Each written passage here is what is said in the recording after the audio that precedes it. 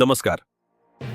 8व्या वेतन आयोगामध्ये शासकीय कर्मचारी आणि पेन्शनधारकांच्या वेतनासोबतच आरोग्याच्या सुविधांमध्ये मोठ्या सुधारणा प्रस्तावित आहेत. वाढत्या वैद्यकीय खर्चाच्या पार्श्वभूमीवर कोणत्या प्रमुख मागण्या ठेवण्यात आल्या आहेत? चला सोप्या भाषेत जाणून घेऊया. पहिली महत्त्वाची मागणी म्हणजे फिक्स्ड मेडिकल अलाउन्स CGHS. केंद्र नसलेल्या भागातील पेन्शनधारकांना सध्या दरमहा अवघा 1,000 रुपये वैद्यकीय भत्ता मिळतो.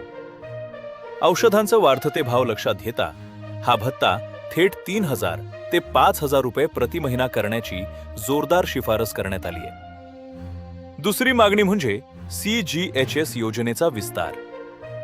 टियर 2 आणि टियर 3 शहरांमधील जास्तीत जास्त नामांकित खासगी रुग्णालये CGHS पॅनलवर जोडली जावीत आणि आपत्कालीन परिस्थितीत कर्मचाऱ्यांना विनाअडथळा 100% कॅशलेस उपचार मिळावेत यावर भर दिला जाते.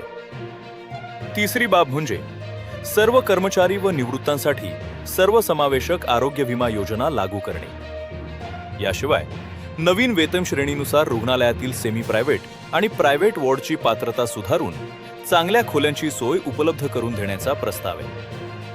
आरोग्यविषयक या मागण्यांमुळे लाखो कर्मचारी आणि पेन्शनधारकांना मोठा दिलासा मिळणार आहे.